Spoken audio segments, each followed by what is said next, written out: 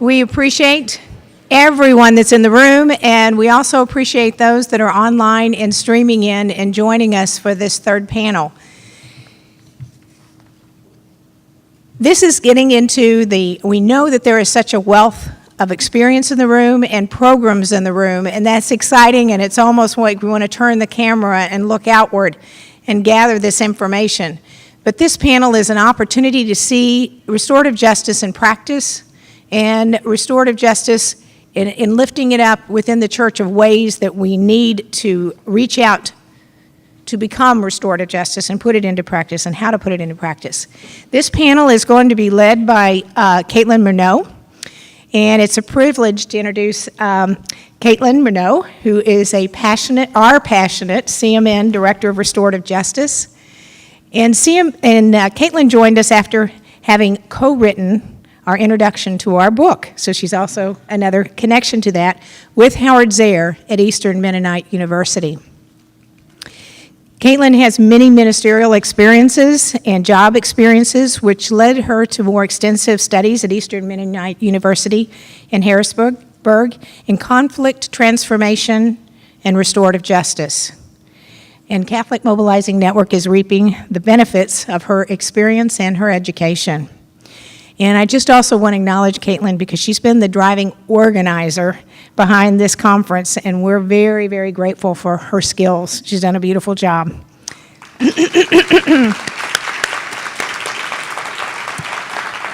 So it's a gift to have Caitlin moderating and introducing this panel. Thank you.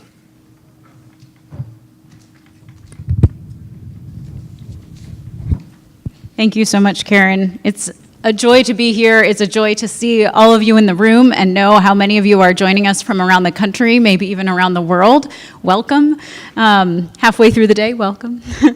After months of planning for today, it's just thrilling to see how many of you are committed to doing this work and learning more and connecting with one another about how we can give life to these important issues. Real quick, I wanted to share with all those in the room, but also a question that has come in via live stream of will the video of today be available afterward? And the answer to that is yes, it will be archived on our website. So if there are things you're hearing today that you'd like to share with others, know that you'll be able to share it in that way, and we'll be sure to send out that information. So thank you for the introduction, Karen. One of the themes that I was thinking about in planning for this panel was this theme of stories. We've heard already the fact that storytelling is an integral part of restorative practices, that when we learn the stories, the backgrounds of others, and particularly others who we tend to distance ourselves from, it brings us closer to one another. It helps us to recognize one another's humanity. And so I'm so glad that Howard Zehr is a part of my story and what led me to become a part of Catholic Mobilizing Network and our work here. So this book itself is very much a part of my story, and I am very grateful that now my role is to help translate and amplify the messages of this book into education, advocacy, and prayer on behalf and with Catholic Mobilizing Network. So actually, before we get to our panelists, who I'm thrilled to introduce, I want to ask a question about who we have in the room. And so we have a poll everywhere question ready.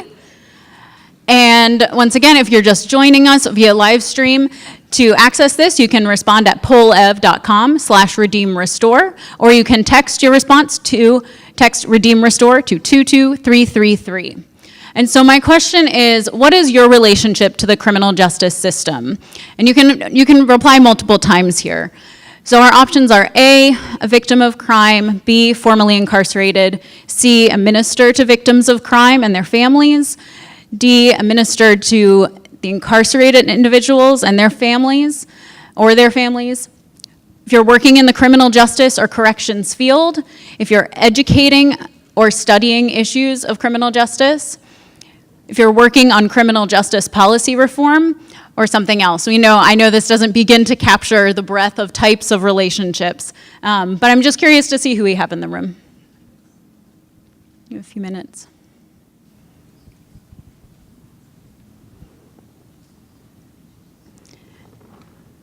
Okay, so we have a few people who are victims of crime and ministers to victims of crime and their families. 15% of us are ministers to the incarcerated individuals and their families. We have a few who are working in the criminal justice or corrections field, and quite a few who are studying about issues of criminal justice or educating about it. We have 15% of folks who are working on criminal justice policy reform, and about 30% are other. So I would love to hear from some of you of the other ways that you identify your relationships with the criminal justice system. Thank you. So already today we've heard reference to a number of different types of restorative practices. We've heard mention of circles, peacemaking circles, victim offender dialogue, direct prison ministry, and advocacy to end the use of the death penalty.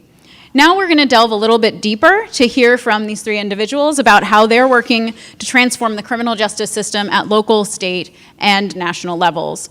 We have Matt Cuff, who is Senior Policy Advisor at the Jesuit Conference of Canada and the United States, Bill Gaertner, Founder and Director of Gatekeepers Prison Reentry Program, and Joe Cotton, Director of Pastoral Care and Outreach for the Archdiocese of Seattle. So we're very grateful for how you're helping us to envision what restorative justice looks like in action. Thank you for being with us today. I'd like to begin by inviting you to share a bit about yourself and your ministry. Tell us about what you're doing on the ground, who your relationships are with, and how you're bringing this to life. And in this theme of storytelling, can you share a little bit about your story and what led you to become passionate about and invested in this work? Certainly. So thanks for being here. So I would be remiss to not acknowledge our online viewers, one of whom I believe is my mother right now. So, so my biggest supporter. Thanks to everybody in the room. It's so good to see so many friends. You know, I know Justice Janine. We met my sophomore year of college at Fordham, so we go way back. It's good to see George Williams and Rick DeShays and others around the room. So. So I was in Los Angeles last week. I was visiting Homeboy Industries. We already heard mention of Father Greg Boyle. It's been a great privilege to get to know Greg as both a coworker and a friend. And he sends his regards. I told him I was going to be here this week, so he's excited to hear about this gathering. I had Greg up on Capitol Hill a few years ago here in Washington. We were talking about a number of criminal justice reform bills. And this was early on in my career here, so I was a little bit nervous about, speaking in front of a number of representatives and their staff. So Greg pulled me aside and he said, "Listen, Matt, I got some really great teaching advice from a homie once. At Homeboy Industries, we do a number of classes, one of which is public speaking. So one day after class, this little homie comes down and plunks himself down in front of me at my desk and says, 'Listen, G, I have some advice for you. I've been taking this public speaking course, and I learned that you always need to start one of your talks with some self-defecating humor.'" And now deadpan Greg says, "No shit, son."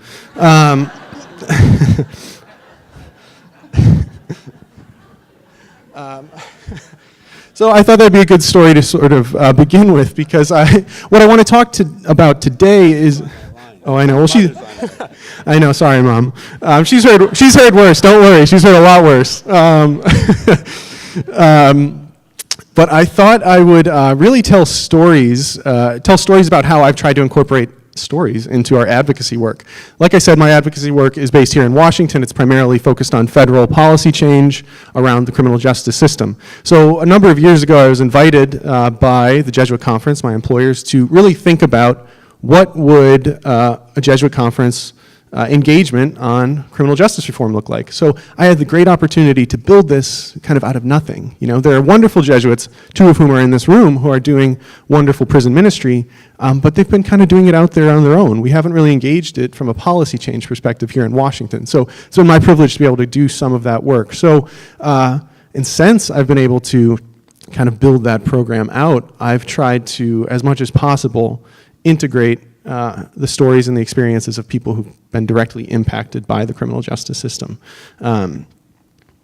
So I think I've learned so much from these partnerships with, especially gang members, former gang members at Homeboy Industries, but others.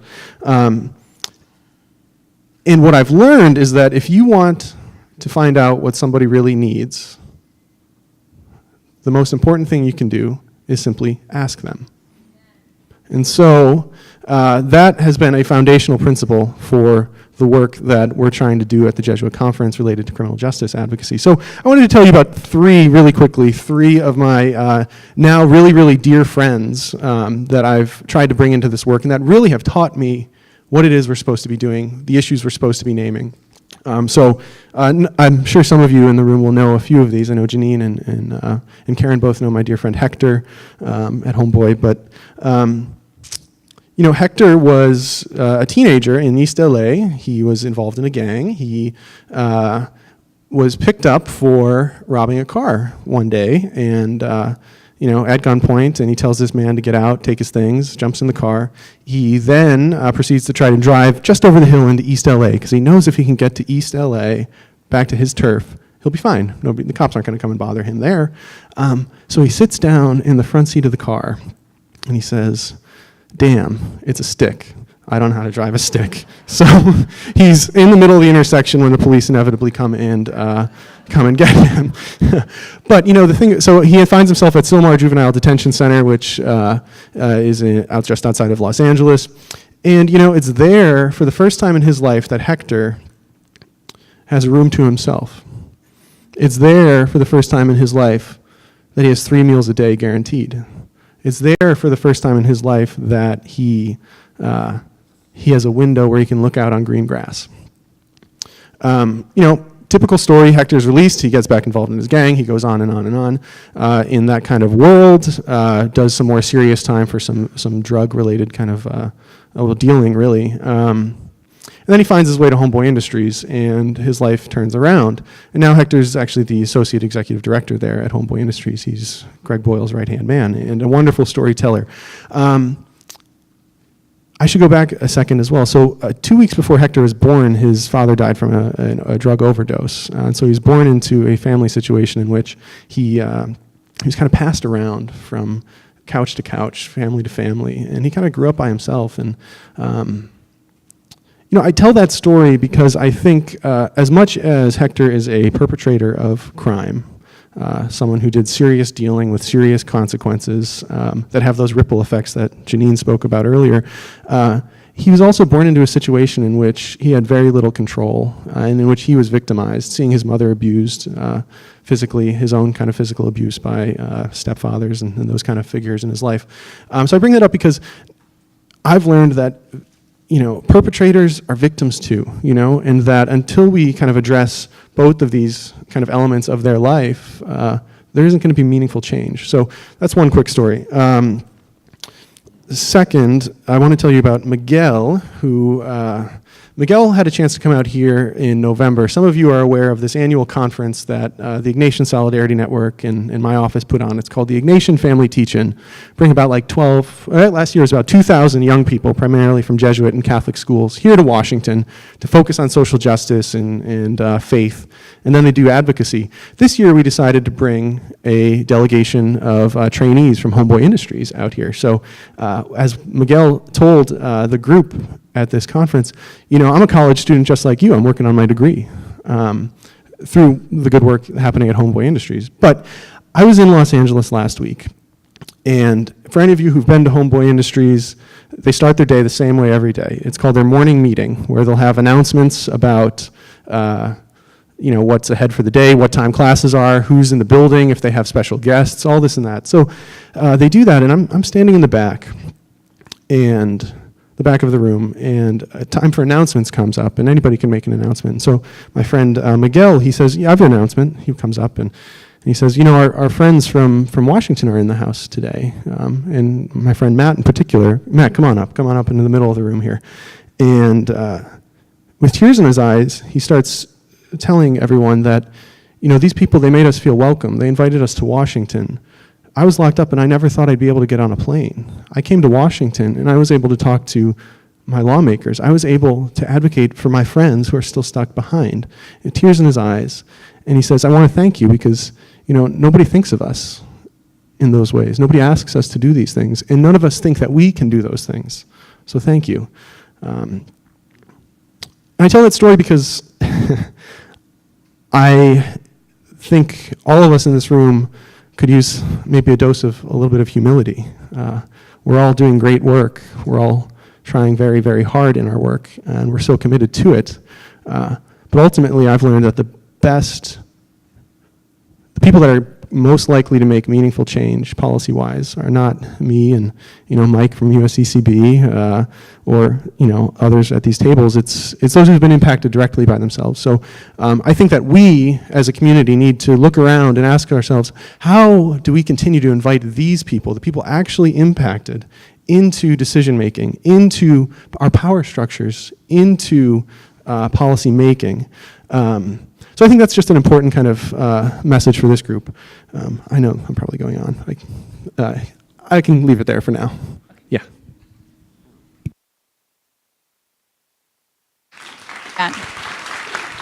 Thank you.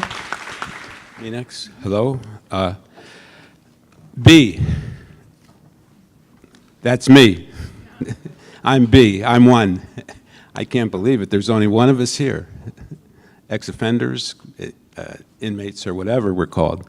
Yes, I am B, and I am grateful to be here, and I thank Karen so much for keeping me in the loop. I was at I run a reentry program in Hagerstown, Maryland, which is a very prison-centric area, and I was at a symposium like this 2 weeks ago on a Saturday, and they went around the room and they said, "Where was your first job? How much did you make? And what did you learn?" And I think it's appropriate for being at a Catholic university. My first job was in 1965. I taught 52 boys and girls, grade 4, in St. Joseph's Elementary School in Danville, Pennsylvania, with 7 nuns and me. They said, "Well, that's very nice. How much did you make?" I said, $1,200 a month. And they said, "What did you learn?" I said, same thing I adhere to today: poverty, chastity, and obedience. And so I am here under that guise. I was locked up for 8.5 years. I got out 4 years ago in the state of Maryland Penitentiary. And I look around, and we're talking about reentry, and we're talking about mentoring, we're talking about social justice, we're talking about what guys do and what they get out and all that. Well, I've done all of this. Everything you talked about today, I've got 3 accountability partners from the Knights of Malta back here, and I said, "They're talking about me." No, they're not. I said, "Yeah, they are. Everything that's said, you're all talking about me." And then I find I'm the only one here. I said, "Wow." And then I turn around, I'm ready to come up, and Father Abbot James Weissman walks in the room. Father Weissman is the abbot of St. Anselm's Monastery, where he allows me to come, and he watches over me for like 3 days about every 4 months to make sure I'm following my parole advice. So at any rate, I am on probation. I'm still on probation and in the state of Maryland. And when I informed my probation officer that I'm invited to come here and speak, well, she said, "Well, that's good, you speak a lot." She said, "But you have to register because you're going out of state." I said, "I don't know." I said, "I think Mike lives in Chevy Chase, and I don't know that there's part of it's in D.C. and part of it's in Maryland." He said, "So do I have to call you every time we cross the line?" So last night he said, "Mike, he's taking me home." I said, "Mike, what should I do? I don't know what to do. Am I in Maryland or am I in Virginia? I got to call my parole officer." But isn't that amazing? I'm still on parole and probation, and I run a program that the parole and probation officers send the people to me. Because, so what's not here today? Only me. If we're going to change all the things that we talked about today, we have to engage the people. This is like an Angus demonstration with vegans out here. I mean, we gotta get involved, and we are involved. Like Tim gave a great presentation this morning, and I've heard him talk, and he's involved with a unique organization in Washington County called the Bester Community, and he does great work. He didn't mention that. He sent one of his associates to me to get someone who's getting out of prison a place to live because they don't hire felons. Well, we got that done. He didn't mention that. He does great work. We have to take what I say, the spiritual works of mercy. We got to make sure we're doing the corporal works of mercy. And that's the message, if anything, because we do great things. I look at Deacon Presbury. He's down here. He's the head of the prison ministry for the Archdiocese of Baltimore. And he's under great constraints what they do, what his program is allowed to do. But he's one of the first persons I went to see when I came out of prison. I got out of prison and I said, I want to do this at the age of 71. I'm 75 now. And to be here also is a miracle. I think Angela Burren is another supporter of the Word Among Us. They give 65,000 Word Among Us to prisoners every month. Every month.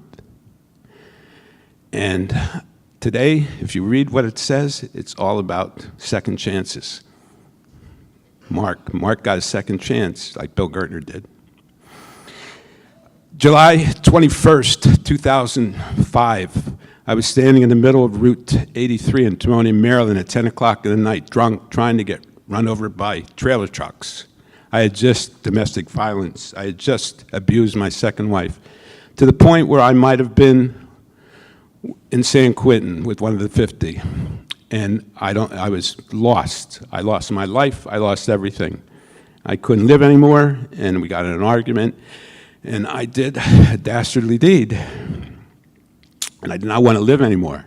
I'd given up life. The next day, I was going to be homeless.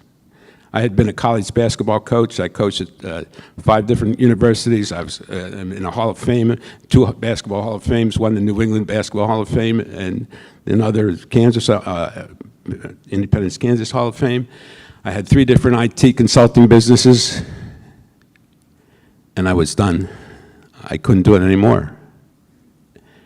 And what happened, the police came up. I can still see the lights, the surrealness at 10 o'clock at night. I just come from the University of Maryland golf tournament, and I was done. I couldn't relate to anyone anymore.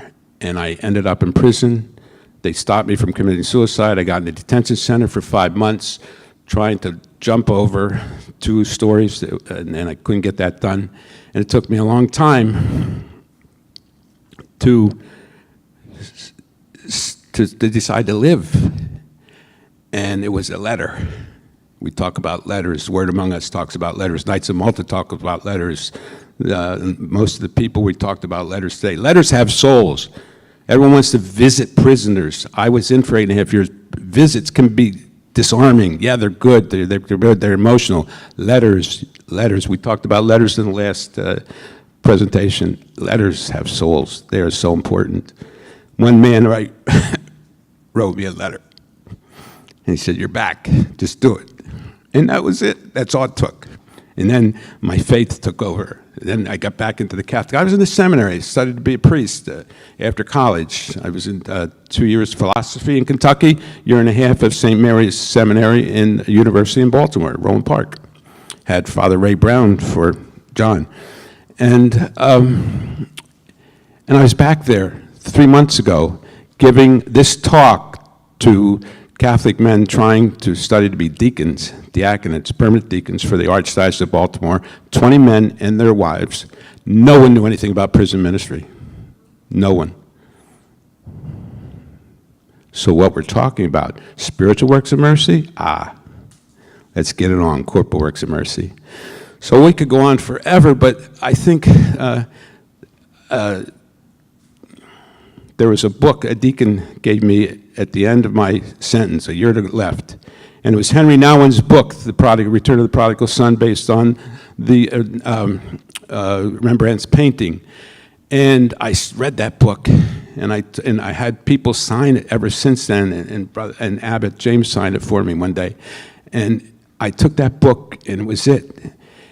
And I got out of prison a year later, and I walked into St. Mary's Catholic Church in Hagerstown, Maryland, at 9:30 on a Sunday morning Mass, and on the aisle was a painting of Rembrandt's Prodigal Son. And I've been in Hagerstown ever since. I get up every day at 6:30, go to Mass. I don't get up at 6:30. I'm 75 years old. Obviously, you know I get up earlier. But I go to 6:30 Mass. I go to 6:30 Mass every day, and then I hit Roy Rogers. It's 7:15, and the game starts, and it doesn't end till midnight because the people come out of the shelters at 7 o'clock. People come out of the corners of the world, underneath the bridges, and they all meet there, and we start. And then there are ex-offenders, and then we go. I'm in every prison in the state of Maryland giving reentry talks. I go to the federal penitentiaries in West Virginia giving talks, and I'm giving a talk here, and I'll shut up. Thanks. Thank you so much.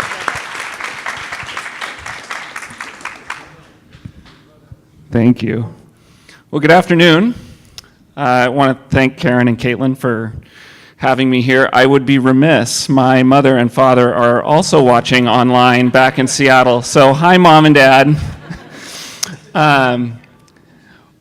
My journey with restorative justice really began back in 2007 when I started as the Catholic chaplain in the King County Juvenile Detention Center. And my role there really was to go to detention every day and sit down with young people who had been charged with committing various crimes and shut my mouth and open up my ears and open up my heart and try and create a safe space as best as I could to receive those stories and hopefully mediate some of God's healing in the midst of very difficult situations. And I did that for 5 years. And in 5 years of being a chaplain in juvenile detention and listening to all those stories, what I realized was in all that time, with all those people that I had sat with and received those stories, I had never once met a bad kid or anybody that I would label, that's a bad person. Not one time. And I sat with people that had committed some very, very serious crimes. But not once was I ever willing to say, ooh, that was a bad kid. But what I realized was that what I encountered day after day, time after time, over and over again, was people who were suffering at levels that I struggled to comprehend. And they were caught in that cycle of transmitting that suffering on to other people, onto victims, onto family and community members.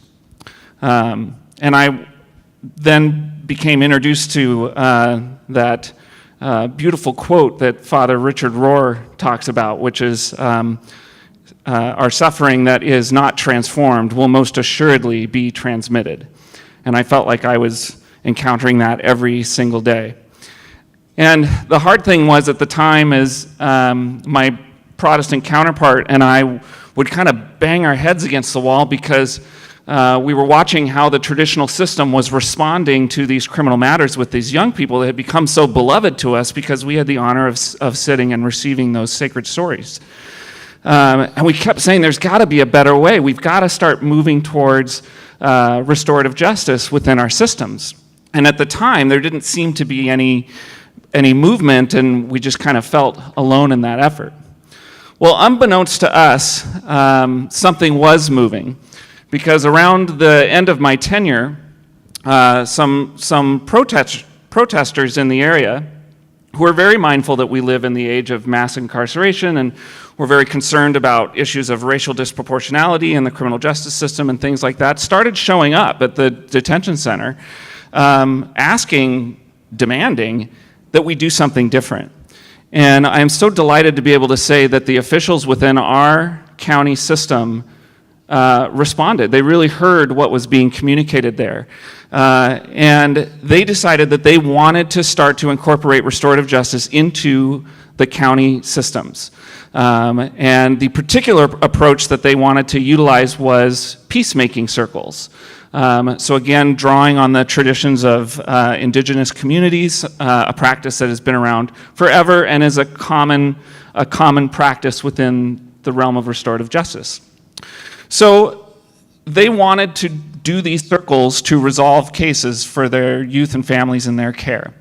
And so they went and sought out a consultant in peacemaking circles to help them do that for youth and families.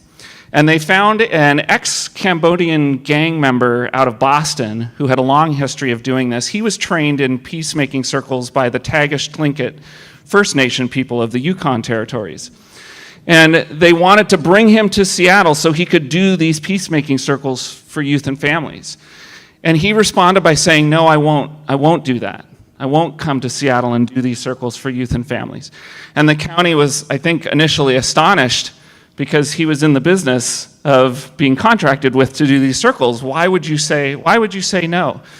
And his response was, well, one of the core tenets of peacemaking circles is you can't change anyone else. You can only change yourself. So if you're really serious about wanting to bring restorative justice to your systems, you've got to first recognize that you're part of the problem and that you too, as a system, are transmitting suffering, multiplying suffering, causing harm as well in response to the suffering that these young people are transmitting onto the community. We need to interrupt that cycle, and the only way we can do that is if you sit down in circle as a fellow sinner and do your own work.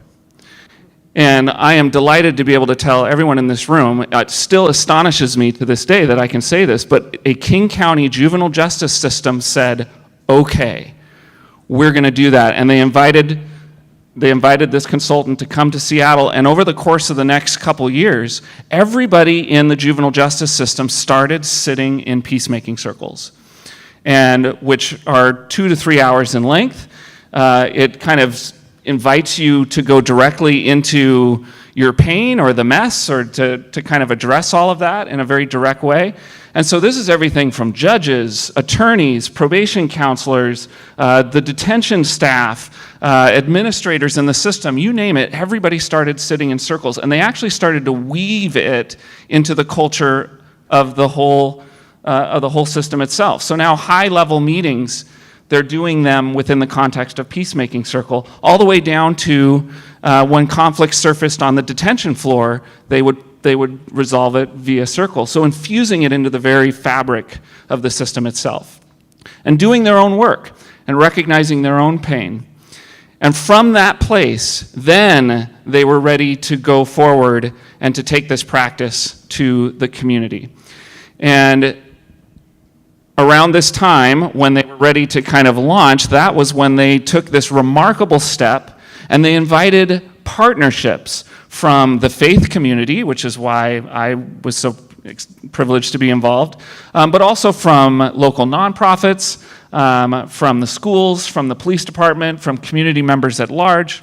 They wanted to invite all of us to come to the table to help to implement these peacemaking circles to resolve criminal matters, and not minor criminal matters. It's not uncommon to find these circle practices or restorative justice things for misdemeanor crimes around the country and things like that. But King County wanted to really push the envelope a little bit, and they were going to try this circle process with felony level cases where some significant harm had taken place, and wanted to resolve the crime in that way in lieu of traditional court and the traditional incarceration.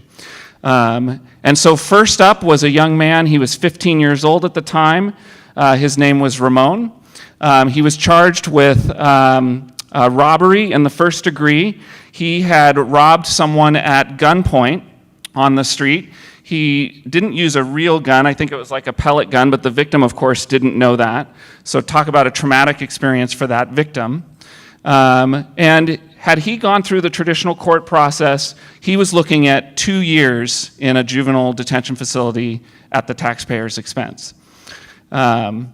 Instead, he was the first case referred to the county peacemaking circle process. And I had the honor to be able to be invited into that peacemaking circle process and sit in on those circles and participate and watch the transformation happen. This, of course, is all happening with the victim's permission, where the victim said, I want this case to be resolved in this way. I'm open to it. The victim was not comfortable sitting in circle himself, but gave the go-ahead. We had someone from the victim advocate's office sit in to kind of hold that story within the circles. Ramon would meet in community-based peacemaking circles, so he was out in the community and not in the detention center. We held the circles in a local grade school in his community, so he was able to stay within the community where he came from. And he sat in circle for over the course of a year.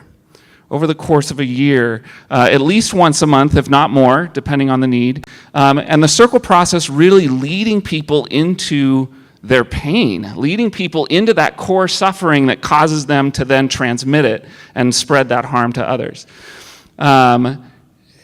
And Ramon had a hard story. It was a single parent home, single mom. His brother had struggles and difficulties that were difficult in their own right.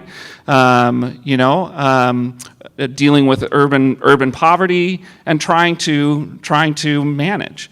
And then ultimately falling into this trap of committing this very serious crime.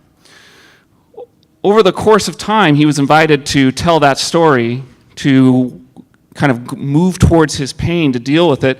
And a lot of times we'll hear feedback about these circles that it's very foo-foo or woo-woo or let's all hold hands and sing Kumbaya. And I can tell you that that was not the case for this young man. This was perhaps one of the hardest things he ever had to do. In fact, so much so that about halfway through the process, Ramon starts saying, "Oh my goodness, just send me to jail. Just send me to prison. It's easier. It's easier. This is too hard." And thankfully, the circle group invited him to sleep on it, which he did, because he could have pulled out, but he persisted and completed the process. And what was powerful about the whole thing is near the end, again, the circle process is about that accountability piece that we were talking about before, that he was asked to be held accountable. And through all of his work, through all of his efforts, he was asked to offer, it was close to around 100 hours of community service. We did put him on standard probation just to kind of make sure that things were, that there were some eyes on him as he was going about his next phase. And there were some other conditions in there as well, but what I can tell you is that when he came to us, he was not on track to graduate from high school.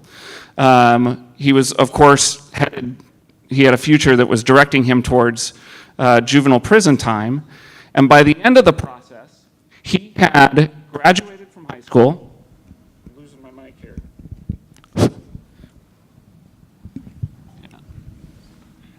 He had graduated from high school.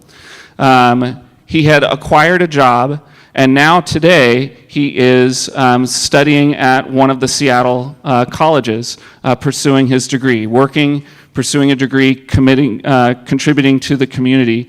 And he completed his 100 hours of community service by being trained in peacemaking himself, and then helping us run this process for other people. And then after he completed his 100 hours and then his felony case was completely dismissed because he completed everything that we asked of him, to this day, he still works with us putting on peacemaking circles for other people simply because he is a changed and transformed human being from this process. So what gets me excited about this is when this restorative justice process, when it works, like as in the case with Ramon, and there were several other young men that followed that had similar results, it works at such an astonishing level that is so markedly different from how the results that the traditional system affords. And that gets me out of bed every day because that's what builds the kingdom of God. That's what makes our community look a little more like heaven when we respond with that kind of love and compassion and transformation. And so for me to be able to play in the sandbox as part of the Catholic Church and to be that partnered with the county system making this kind of difference or affording this kind of results, it's amazing to me and exciting to me that the church gets to be a part of that. So thank you. Good job. Thank you so much to all three of you. here's the challenge with being the logistics person and the panelist. We have 2 dead microphones. Could someone communicate that to the info desk for us? We can get new batteries. Okay, and moving on. So thank you so much for all of the stories, testimony, witness to both what you have been able to enact and the changes that you have seen as a result. I have a few more questions for you. In the meantime, I want to encourage those in the room and also those online to be thinking about and writing down, submitting your questions that we will get to in just a little bit of time. Again, you can tweet at CMN to end the DP and redeem restore, #redeem restore, or email info@catholicsmobilizing.org. Okay, so one of my first questions for you is, what knowledge, skills, or spiritual formation are important for engaging in restorative justice practice? I will answer that. A lot of the stuff that we're talking about is all good, but now let's get real. When someone gets out of prison, they have street debt. They have very little self-esteem. They owe parole and probation. There's no family. Let's get it on. There's very few families. They don't have a place to live. They want a job. And like they said earlier, the job's not the important thing. We got 80 guys and men and women jobs in our first 9 months running gatekeepers. We had a job club every Wednesday. Most of those people got fired. They didn't know how to handle a boss that was like a CO to them, and $12 an hour was not that much, and after they get 2 paychecks, what happens? They go back to what they know best because they can't live on that. So, and man's basic needs have to be met. We can't pray for someone. We can pray for someone, but if they don't have a safe place to live, a place to eat, a place for shelter, the game's on. They're on their own. So when one gets out, that's why it's called gatekeepers. So, and I sat in prison for 8.5 years, and I'm very good friends with priests and the different religions. And yes, everyone comes in. Everyone comes in the prison, and they pray and they worship. And you see us in prison. That's a nice guy. But then you leave, and we go back to ourselves. Another game. Forget about it. That stuff falls off. Then it comes time to get out of prison, and they knock on your door. You're out. What do you mean I'm out? I don't know where I'm going. I don't have no game plan. Stuff happens. The Department of Corrections is like a football team that goes from the 20 to the 20. When it gets to the red zone, they panic, like the Redskins. So that happens. That's real. This is real stuff. And it's serious. What put them back in our communities, it's not fair. And I live it every day. I go inside the prisons. I tell them this. I talk about this. I'm on the governor's advisory board for justice reinvestment. I spend all day in Annapolis Friday saying the same thing. All you have to do to heal the prisons and get people out, Tim, is to what? Is to get them out when they're supposed to be out. And we'd save millions of dollars. But then they're out. And they're not ready. Someone said earlier, it's a business. It's a prison-centric economy. Yes, yes, yes, and yes. But that's what we're supposed to be doing. We have the church. Our state of Maryland has a Catholic governor. We got to get the Catholic Church involved. We have believers all over the State House. The Secretary of Commerce is a Catholic. Now's the time. Jamie Dimon, in his speech last week, I don't know if he had any commerce people, he talked about reentry in Chicago. We have to get involved. So everyone's getting involved. We have church. We have the state. Are there any commerce people here today? We need commerce. We need business people. Johns Hopkins Hospital, 25% of their employees in the hospital are felons. Do we know that? Do we celebrate that? Do we help them? I have a company in Hagerstown right now that I have a day reporting center that I go teach to. We have a work release area, and we have my gatekeepers program, and I'm on the board of a women's recovery house. We have 50 beds. One organization will now hire from all those people. We've placed 20 people in their organization in the past 3 months, And transportation is a problem. When you get out of prison, it's like a game. They send you here for, we talked about this earlier, they send you here for IDs, they send you here for for food stamps, they send you here for clothes. They send you all over the place. you have no transportation. So it's absurd. So what we do at Gatekeepers, we do the simple things. Simple things. Every day we try to get smarter. Every day we try to get better at our job. And every day we try to be better people. And how you do that is have a spiritual life. And we call that the business of living. But we need people on the streets. Thanks a lot. Wonderful. Thank you. And this reminded me of a question that we got earlier today that I want to acknowledge, which is where are the places that are doing this work really well, and what does that look like? And that's what we're trying to build a picture around. And of course, we're hearing about models that are happening in Maryland and Seattle, and I was reminded of another one that we have been in communication and partnership with in Chicago, where the Catholic communities are part of reentry circles that acknowledge this need for healing and restoration to the community amongst family relationships and other relationships in the lives of folks who are formerly incarcerated to help support them as they are reentering the community, but also that they have these very real needs for housing and employment. And so bringing in social services and other agencies that are part of these restorative justice hubs, so that when needs arise in conversation and circle, there are places and at the ready to help meet those needs. So I just want to lift up that one other example that I'm familiar with, and I know Matt has some thoughts he wants to add to this question as well. Yeah, so I'm in an interesting position here because I'm not a direct service providing kind of position. I'm primarily involved in federal level advocacy here in Washington, D.C. So when I hear the question, my mind jumped to how we are coming to the policy positions that we've taken. So first, let me say what they are. So we're supporting bail reform, and that's coming out of the experience of wonderful Jesuits like Zach Pasuti, who's working in the New York City jails, and the experience at Rikers Island in particular. You have so many people who are simply waiting for years at times in jails because they are too poor to afford bail. That's a major sort of, call that an access to justice kind of challenge.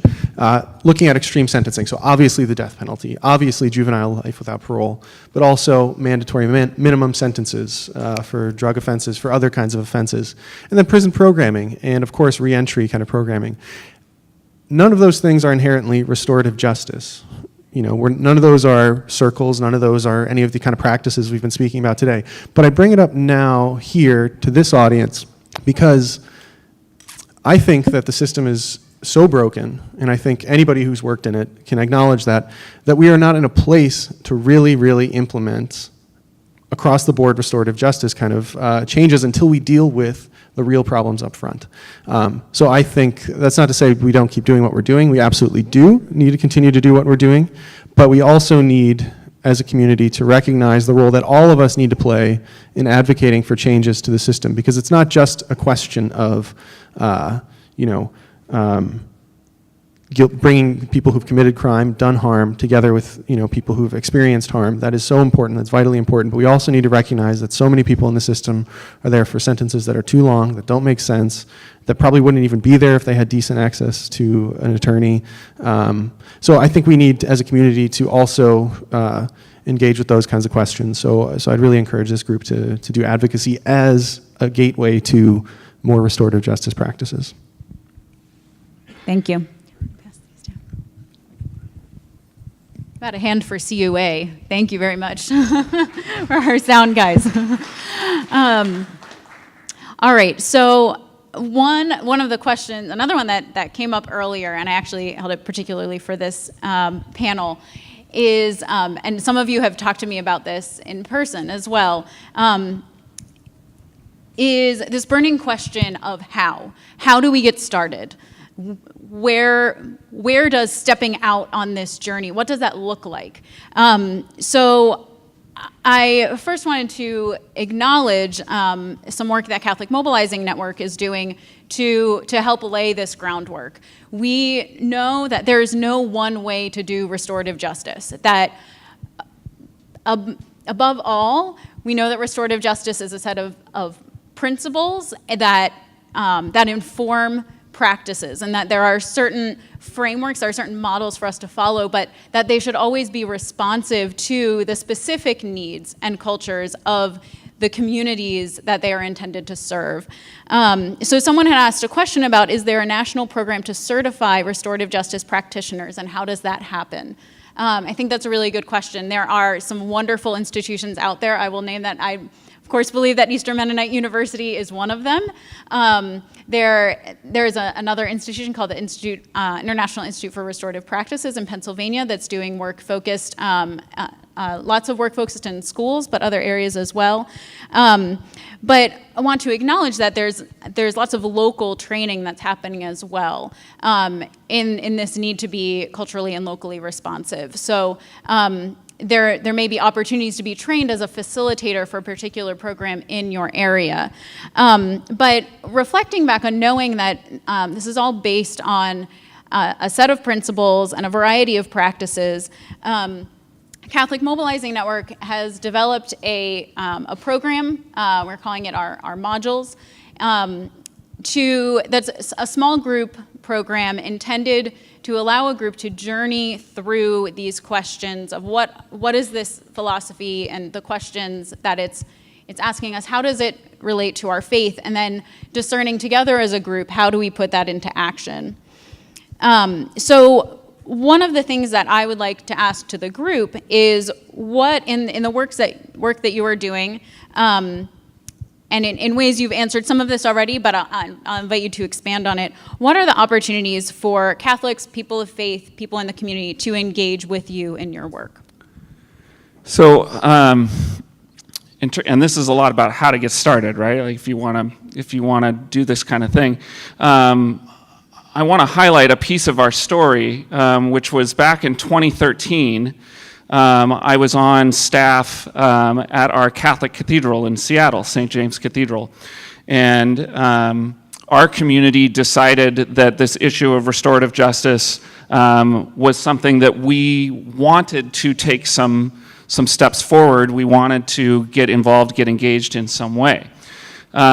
We as a parish community established a juvenile justice committee, and we literally just cobbled together a group of parishioners that were interested in the issue. We didn't know what we were doing or what our outcomes were. We just knew that we wanted to move in this direction, and we were aware that we had a couple of detention facilities within a mile of our cathedral, and we wanted to engage in some way. While we were meeting and kind of educating ourselves in restorative justice, learning about what was going on in the systems, and kind of a lot of what we've been talking about today was much of the work that we were doing. But unbeknownst to us, 1 mile away, that's when the county was sitting and doing their own peacemaking circles in preparation for what is being launched now. We had no idea at the time that these parallel movements were happening, that were rooted in the same values and kind of ultimately the same vision. And we worked on that committee, preparing ourselves, educating ourselves, finding out what was going on, and then all of a sudden the county blasted onto the scene, and they were doing precisely what we had been studying, and then inviting participation from the faith community. And now today, the cathedral is one of 3, and the most developed of the 3, a hub of restorative practice that has made itself available to the county to journey alongside young people who are going to be resolving their criminal matters in this way. So what I would say is, a great way to start is exactly in that way, in terms of going to your parish communities.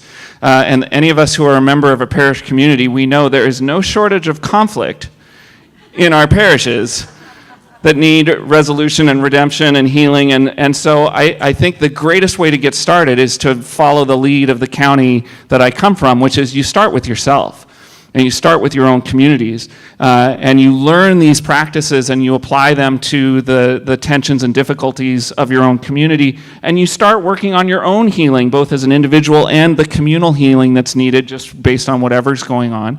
and you educate yourselves around what's going on around the area. And if you're not fortunate enough to have a county that's kind of doing such amazing things as mine, and I want to point out that happened because people showed up at the front doorsteps with signs asking for something different and asking the county to move in a different way.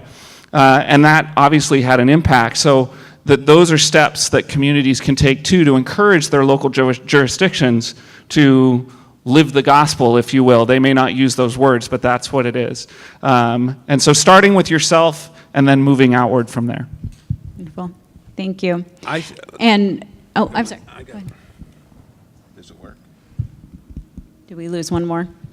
Oh, wait. If you have a question in the room and want to write it down and just lift your arm up, then one of our staff members will grab that from you. Right where we are, there's an old axiom, grow where you're planted. I think our universities, I spoke with Jenny Bartholomew's Catholic University class a couple months ago, and we were talking with Tim, and we had the professor here who wrote the book. I happen to tell you this. My neighbor, where I run my office, is called Beachleaf Furniture.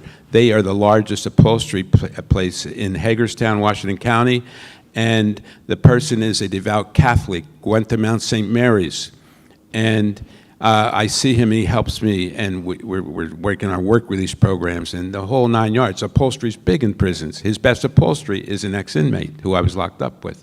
And he said, he looked at, I was so proud to show him that, and coming down here about 2 months ago when it first came out, and he said, that professor from, it's not you, Tim, that professor from Mount St. Mary's, she taught me, she made me read the first book I ever read, and I have not stopped reading. And this guy's a multimillionaire, and he does great things for everyone and the church and everything. So so her book that she wrote 30 years ago, it worked then, so congratulations. But yeah, if you want to do it, start in colleges. Yeah, we said, you want to judge our society by the prisons? I think today you judge them by colleges. I went out there and I saw what the new library is. It's Starbucks and everyone there with a laptop doing their homework. And that's the library now. It's called Starbucks.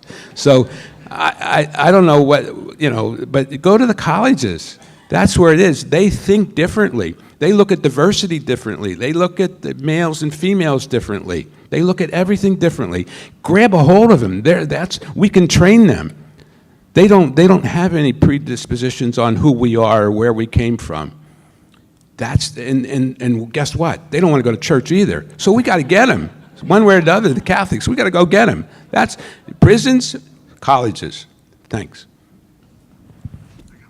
Thank you. And we have one question for Matt that's come in already regarding transforming the system. How do we prepare ourselves to engage positively with the system?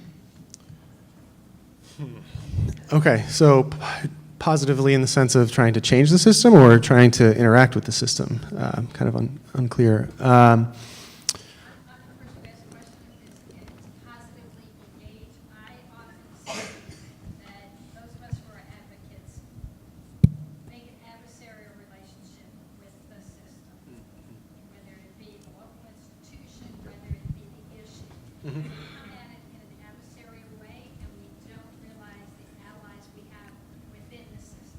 Certainly. Okay, thank you for that clarification.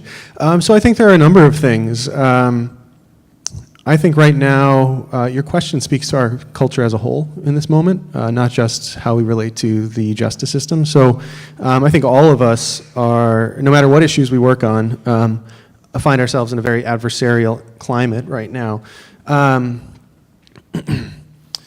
I think the Jesuits just elected a new global leader in November of 2016. It was probably the most important election in November of 2016. Or maybe the one with the best outcome. But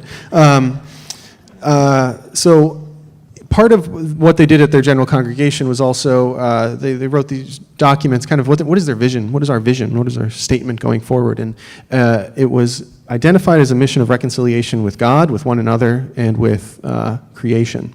And I think if we take that seriously, a mission of reconciliation, that means we change the tone with which we engage issues. I think it means we change the tone with which we approach each other. So for instance, I could go into an office on Capitol Hill with someone with whom I disagree vehemently, and we could just kick and scream and yell at each other. Tom Malloy, he saw that. He saw me do that times before. But that's not going to get us anywhere. I think what we need to do is make a good faith effort to try to understand where the other person is coming from.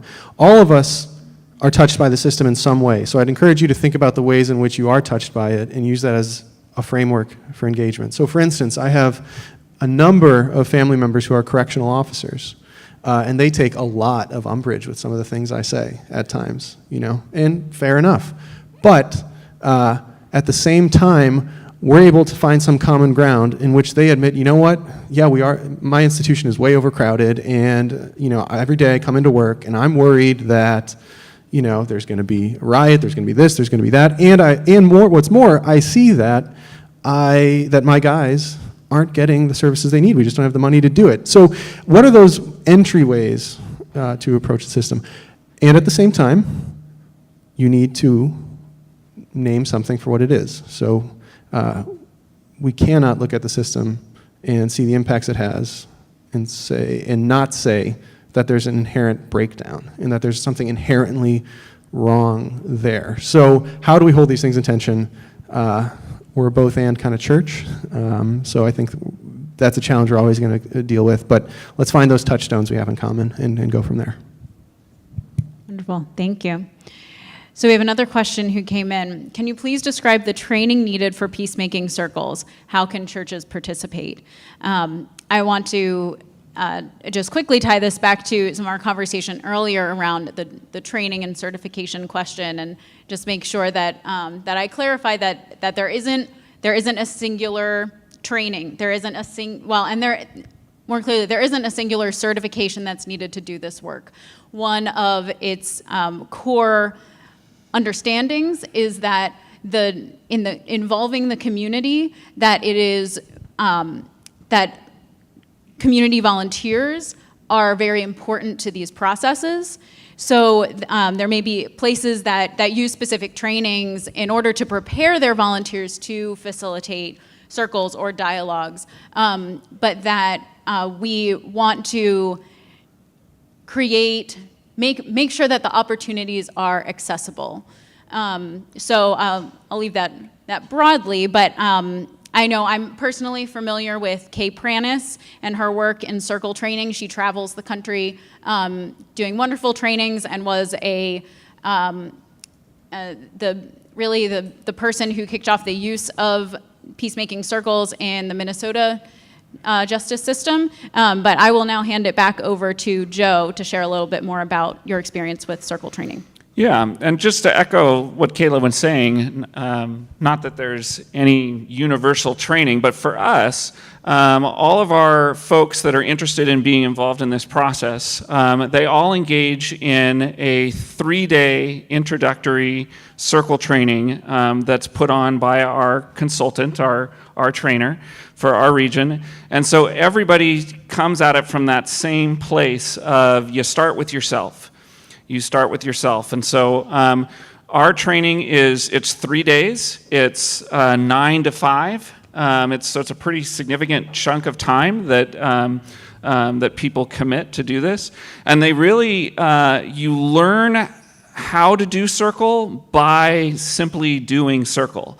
So it's very much, at least for us, it's a learn while you do. And granted, we have some moments during that training where we kind of teach some of the basic principles of the practice and kind of certain things that we all kind of agree to that are just basic principles of the structure. But really, we sit and circle and we tell our own stories. And we name our own hurts and we listen deeply to one another. And I think that's something that just globally, we need to do better. We need to just listen deeply to the stories and the experiences of others. And so really that 3-day training allows you to stop to stop, and it removes all of the busyness that occupies our time and energy most days, and it gives you all this time to just receive stories and listen and be able to tell your own and be heard in a really deep level, and that has profound implications, and it tends to be a profound experience for all of our community volunteers that go through it, and from there, then they're invited into kind of like monthly circles where they can kind of keep that going and can continue kind of working with their own stuff, knowing that at any point in time, the county may come and tap us on the shoulder and say, all right, we got one for you. We need you to journey with this person. So the cathedral, for example, we just met last Monday night, and we do a monthly circle to kind of keep the momentum going while we're waiting for the county to kind of finalize its systems and structures to be able to refer. So that's what it is for us. Wonderful. One of the reflections I loved hearing was the fact that Circle is where we practice being our best selves. It's a place to hold ourselves to these principles and practices and set guidelines for how we want to be in relationship with one another. And I think that way about our parishes. I want to acknowledge that there was a second part of that question, is that how as parishes do we do that? And so I think that Circle is where we practice our best selves. I also think our parish communities are where we have the opportunity to practice being our best selves and hold ourselves accountable. And then when we practice being in right relationship with each other in those ways, then we can bring that into our families, into our workplaces, into the criminal justice system. And so I just wanted to tack that on for a moment. So I will move on to the next question. Is there some way to engage children in visiting the imprisoned? And I might broaden that to say, how do we engage children and families in these questions? I thank you, Catherine, for the way that you reflected on how you do that in your own family. As a new mom myself, I think about this daily. So I would love to hear your reflections on how we invite children and families into these ways of being with one another. Well, I'm actually glad you brought that up. I have some statistics here on children in the system, actually, that I thought always just stun me when I think about it. So 1 in 25 kids in the U.S. today have a parent in some form of incarceration. That's 1 out of every 25 children in the U.S. have a parent locked up. And now that varies, as you might guess, widely based on race. So 1 in 110 white children have a parent locked up, whereas 1 in 15 Hispanic and 1 in 15 African American and 1 in 44 Hispanic children have a parent locked up. It's reached such a problematic level that a few years ago, and I'm sure some of you around the room, like me, grew up watching Sesame Street. Sesame Street actually ran an episode on incarceration to try and help kids grapple with this kind of challenge. Like, that's the scope of the challenge we're kind of dealing with here. Now, how do we engage kids in that? That is above my pay grade, I think. But I think look to that. That's a really interesting resource. I'll turn to other folks who maybe have more personal kind of connection to it. I said a couple things with that. We have an organization called Dad's Connection and Mom's Connections in Washington County, and they work very diligently along with social services, and it's a fight. But my observations dealing with women, I go into the JSAP program inside the detention center, and I'll be in there Tuesday, and there'll be 25 women in orange jumpsuits and a pair of flip-flops. And invariably, I go in there once a month. Invariably, there's anywhere between 20 and 30 children without their mothers. And they're addicted. The mothers are addicted. Some of the children are addicted. Some of them with families, some are with foster homes, some are floating around. There's 400 homeless children in Washington County. And so with the addiction plus the incarceration, it's a full-time job. We have people running all over the county just trying to help. But we have the services, but And I tell the women, and then we go into where I'm on the board. Once they get out of prison, they still have to go into recovery houses, and we go in, and they want their children back, but they don't know. They're not ready for their children. They have to heal first.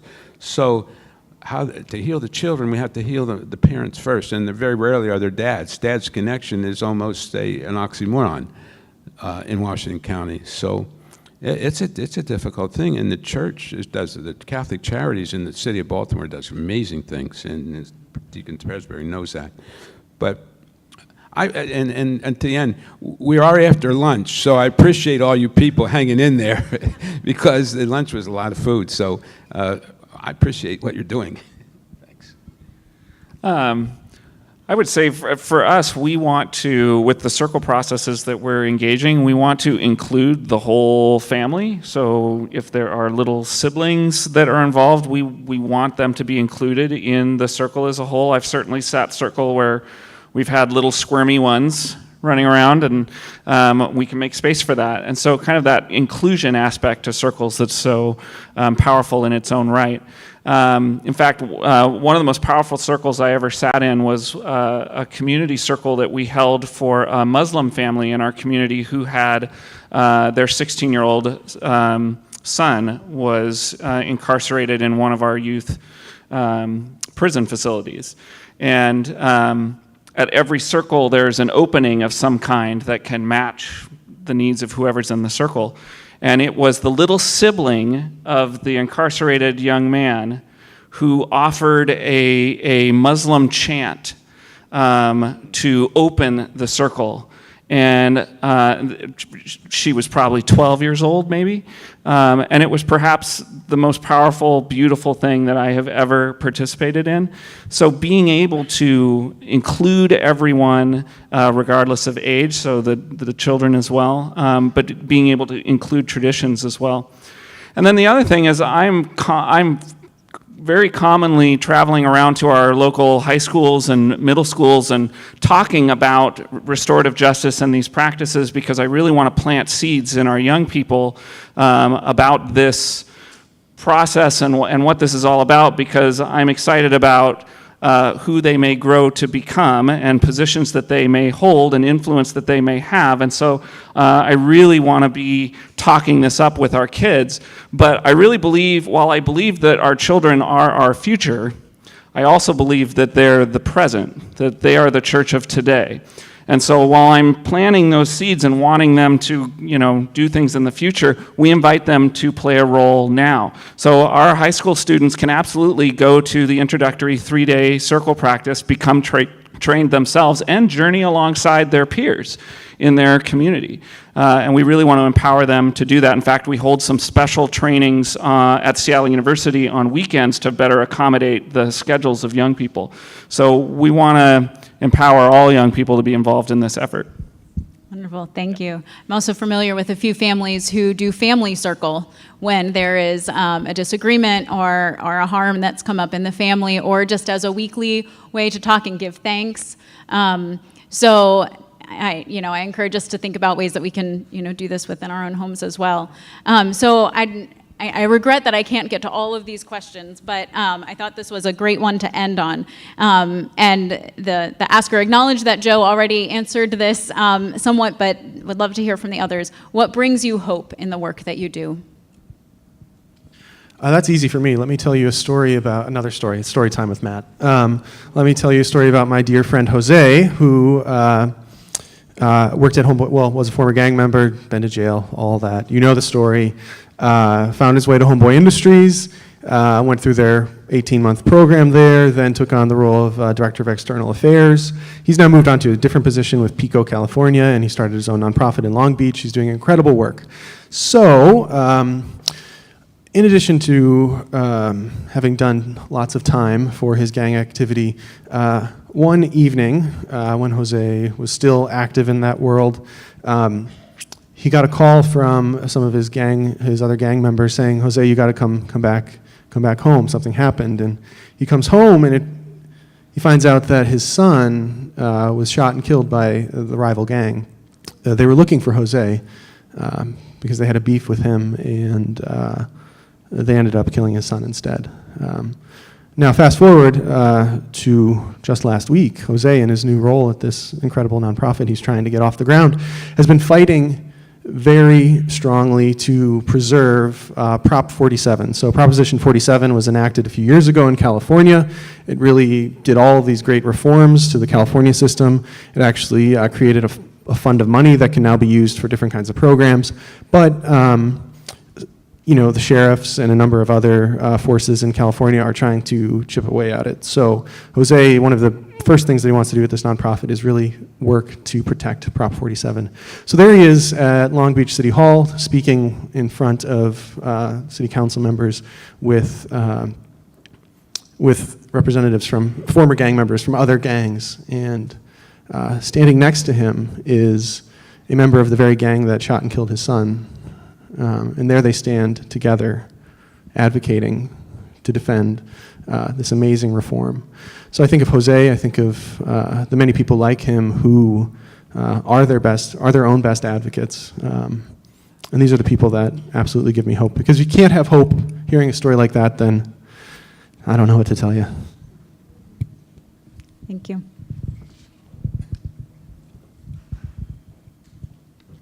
Hope. Hope comes in many ways. Deacon Presbury, have a safe trip back to Baltimore.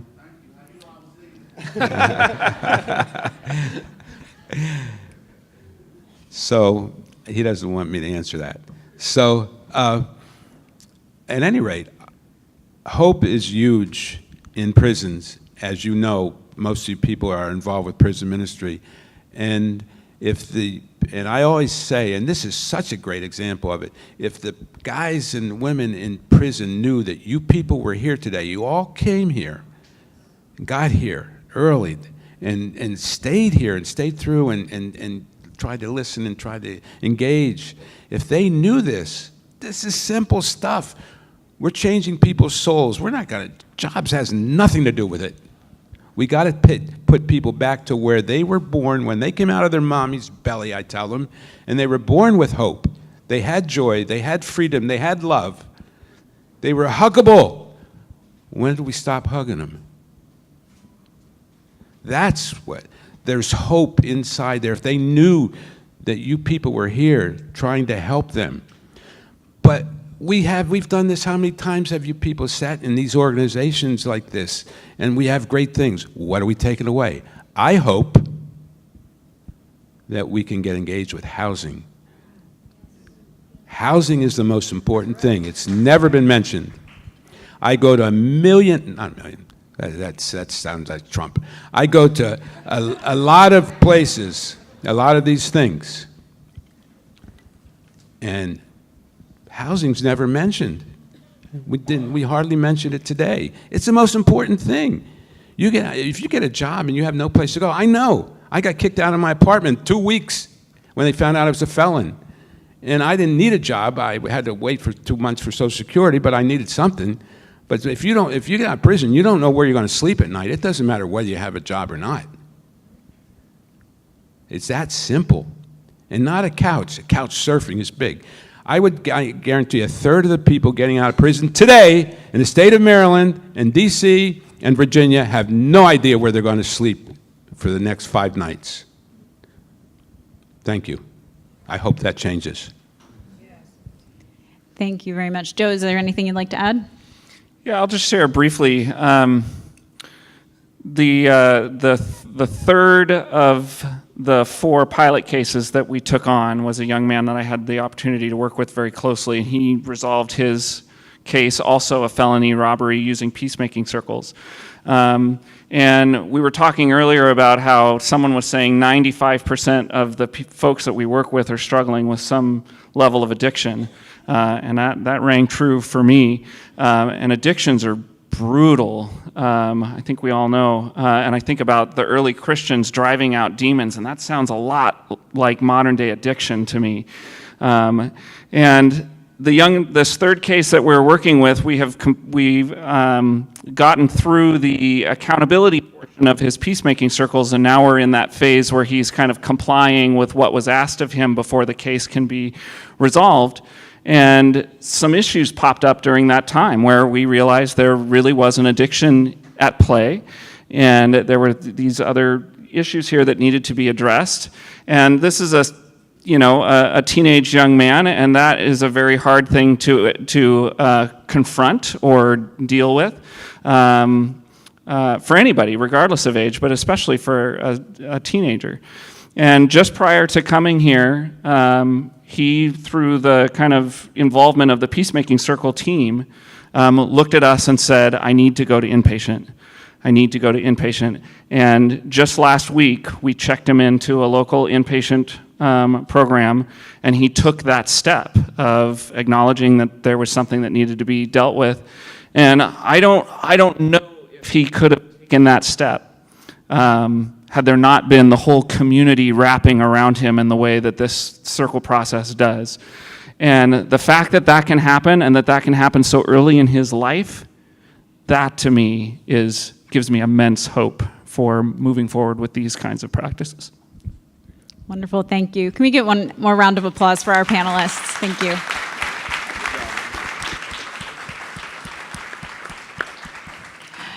So I want you to hang tight. We have a wonderful opportunity coming next. We have heard some incredible stories from our panelists today, and we know that there are hundreds, thousands more stories in the room and with those who are listening that might just be bubbling over for you. And hopefully, maybe you got to share some of those at lunch, but we want to give you the opportunity to share some of those with each other now. So we would like to take a little bit of time. We're going to give about a half hour. And to invite you to share these stories with one another. There are a couple of questions that I invite you to reflect on. And one of these kind of, as we were, kind of dovetailing out of our last panel, one of the questions that came up that we didn't get to ask our panelists, but I think is a really rich one for this time together is, what's next? What do we do next? And so I would love to invite you to share with one another the ways that you all are taking those next steps to put this into action, or ideas that you have. Maybe this isn't a reality in your community yet, but what has stood out to you as a possibility? And then the other question, you can think about what resonates with you. But we also are ready to engage our online listeners and viewers in this process. So we invite you to answer this through Poll Everywhere as well. But we'd like you to think about or share a story of someone impacted by the criminal justice system who has touched your life. This might be someone who has committed a crime or been a survivor of one. Perhaps it's someone whose family member was incarcerated or was a victim of crime. This might be someone you know very well, or it might be someone you've never met. It also might be your own story.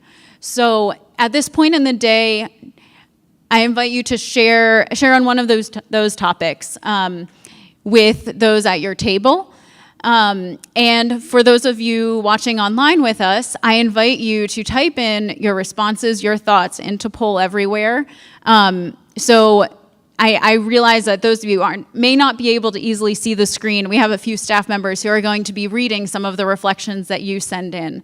So know that that your stories are here with us and being shared out then again to the rest of the community watching. So we're going to take about 30 minutes. I'm sorry?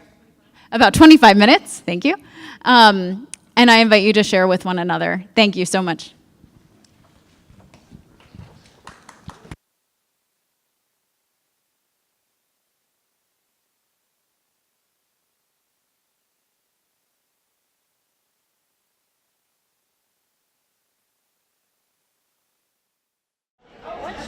Hi everyone, my name is Emma Tacky, here with CNN at the Redemption and Restoration Conference.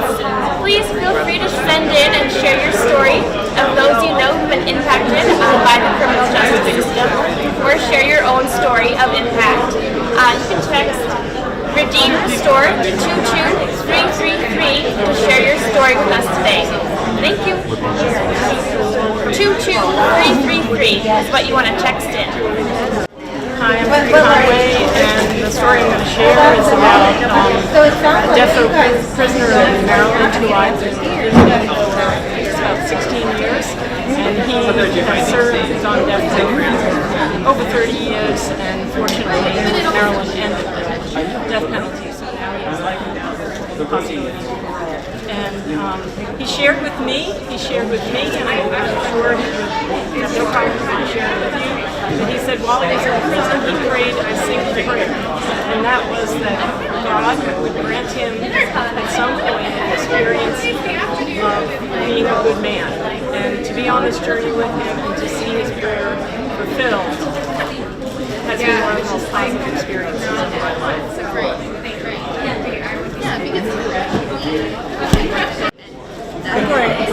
One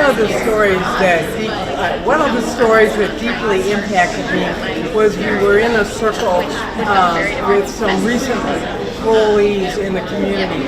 Along with them in the circle, we had law enforcement and community members and some mothers of some victims.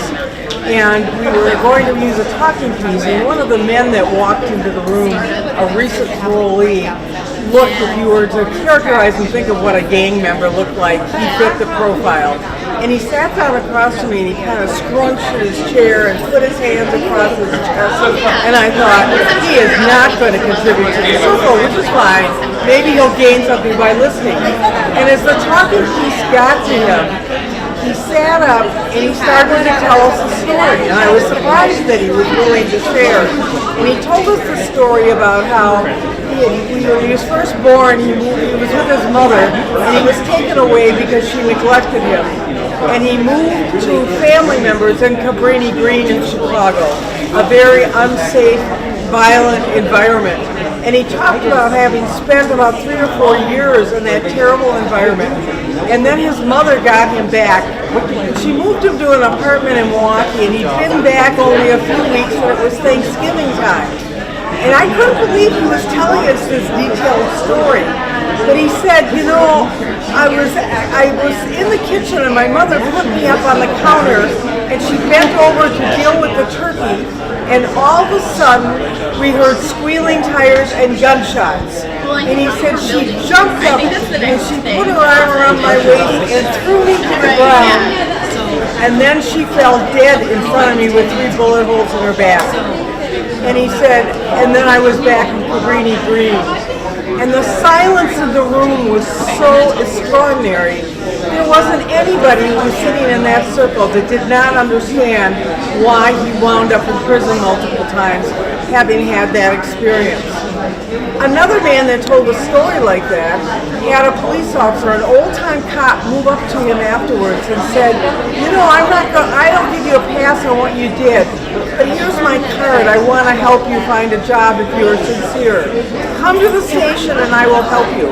And so the guy ultimately went to the police station, and the cop said, I want to know that you're serious about this. I want you to come at 8:30 every morning for the next 2 weeks, because I don't want to find you a job and have you quit. So the guy showed up every morning, and the cop and the community prosecutor actually went out on the streets to go to interviews with him. And they helped him find a job, and the cop reassured a particular employer, I'd be there if there was a problem. And the guy not only was successful, he was employee of the month 2 months out of his first 6 months there. He was so proud of having his old paycheck. And then he came back and told the circle, the other men that were being released, his personal story. 1,000 stories are running through my head, but I think the most important one for me to tell at this point is a story about a correctional officer. I go into a prison in Maryland, and we do an extensive weekend through Kairos. And we have an impact on the ladies, and it's obviously transformative for the women and for those of us who serve on team. But the real transformation that I watch every time is to see how the officers interact with the women in a very positive way. And it always is heartening to see that correctional officers are not those monsters that they are often portrayed in media as being. And on the last Kairos weekend that I served on, the correctional officer who was with us for most of the weekend, so for 4 days, on the last day of the event, handed each one of the team members an envelope with their name on it. She had gone through the list of volunteers, written a card to each one of us, personalized every one of them, and just thanked us for being there, for thanking us for making a difference in that environment. And to me, what really struck home is she makes a difference in that environment day in, day out, in a thankless job, in a thankless life, and that we really need to keep the correctional officers in our prayers and in our lives. The story I'd like to share with you is about a young man, and I started a program called the HELP Program in Cincinnati.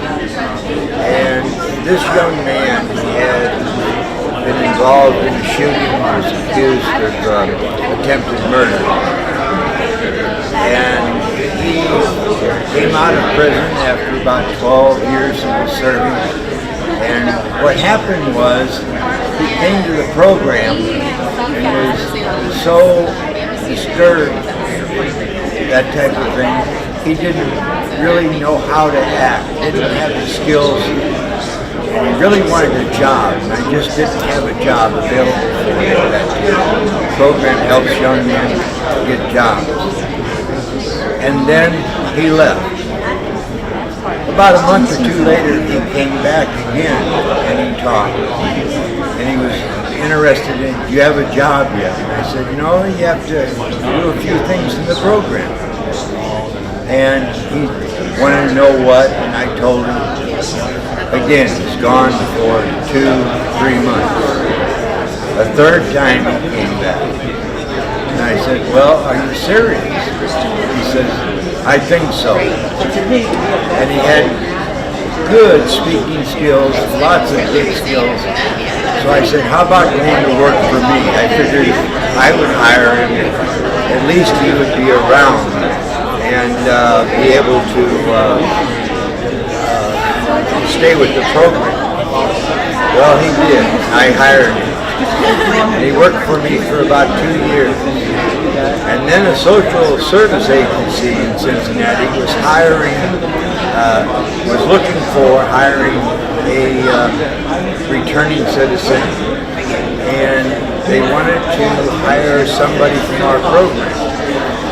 And so I told Dom, why don't you go and apply for that job? He said, no. He said, I've got felony convictions. They're not going to hire me. He went down. He was one of, I don't remember how many, 15 that applied for the job. And he was one of 2 people who were the finalists. And he eventually got the job. Today, for that social service agency, he is now director of the manager of the reentry program. And he's been in that position now for 5 years. He's a real success story. Amen. You sent in. I'm sorry if we weren't able to read them, but I hope that you enjoyed and felt connected to those in the room who shared your story, who shared their stories with you over live stream. If you wouldn't mind just wrapping up these last stories, and we'll move forward to our next segment.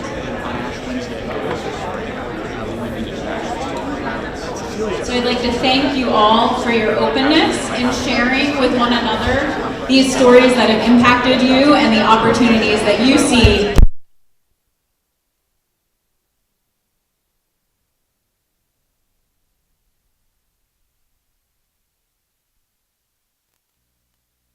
Storytelling is just one, the person sharing the story is just one aspect, but it's really about the listening and being present to one another. So I hope this was an opportunity for you to connect with one another and hear about the ways that you are engaging with these issues. We know that there's so much knowledge and experience in the room and a desire to connect further. So I wanted to share that Karen, in a little bit later, will be sharing the ways that Catholic Mobilizing Network is preparing to keep this engagement, this momentum moving. We also invite you, those in the room, if you had particular ideas that you'd like to share with us, please write them on the note cards, that we would love to hear your ideas. And in addition, of course, it wouldn't be a conference if we didn't have an evaluation at the end. So that will also happen via poll everywhere. But you'll have an opportunity to share there with us how you'd like to remain engaged in this conversation and your ideas for bringing restorative justice to life in your communities as well. And I will hand it back over to Karen now. Thank you all. You know, you've heard a lot of information today as far as the different aspects of it, and especially the powerful stories and the possible programs. But there's a very strong component of it. We go on to the educate, the pray, but there's also the advocate. And so we need to advocate. Their change has to happen as far as the next steps. So it's the old adage that we've heard the story many, many times about the people that are downstream pulling people out of the river until they get exhausted to finally go upstream to figure out who's throwing them in the river to stop the process. And this is a very good example of how many people that we are affected by incarceration. So at this time, we are grateful that Michael O'Rourke, a policy advisor for the Office of Social Development at the United States Catholic Conference of Bishops, and he's been a joy to work collaboratively with on the death penalty and on restorative justice reform. So Michael, as a former practicing attorney for white-collar criminal crimes, he comes from a background of seeing the court system up close. His previous work in congressional investigation helps him maneuver the halls of Congress to move our Catholic advocacy for legislative change forward. We all need to personally have restorative practice, minister restoratively, but we need to change the laws and systems that victimize the victims. We need systems that make people accountable by taking responsibility for their action, by seeking the truth. We need a truth-based system. And we need a system that enables people to be fully restored to the community once their harm has been addressed. We're grateful for Michael and his work to represent us and to seek legislation that honors the dignity and humanity of all persons. So Michael, I ask you to come forward and give us the State of the Union.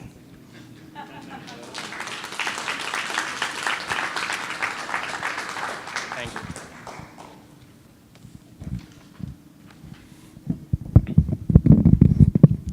Well, thank you, Karen, very much for that generous introduction.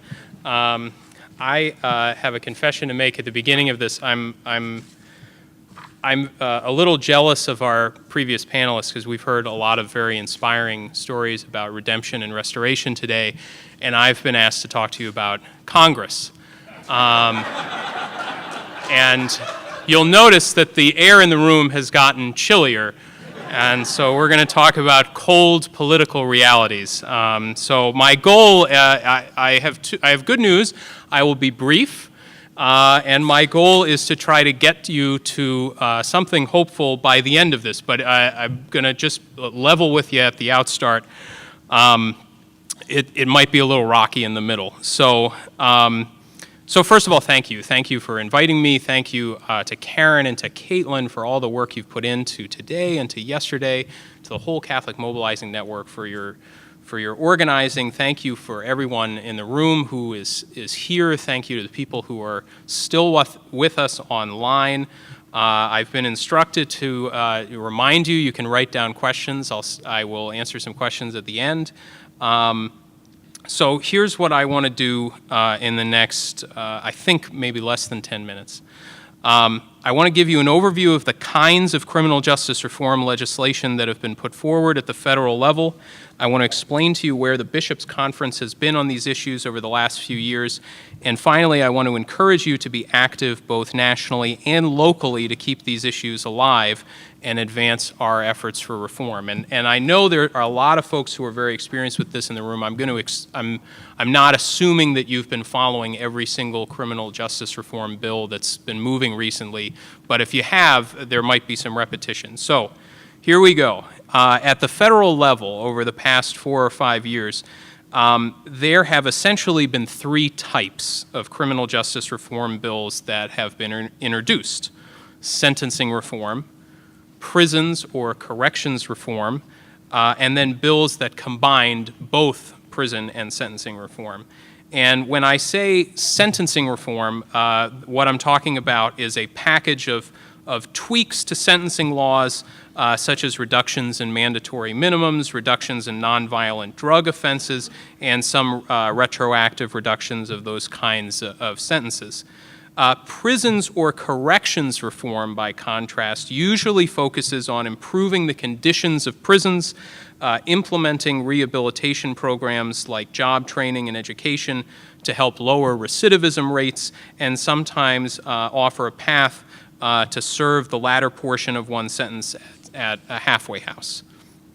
So dating back to around 2014, there has been a bipartisan consensus in Congress that something must be done about the criminal justice system, with both Democrats and Republicans introducing and co-sponsoring bills that took both sentencing and corrections reform approaches.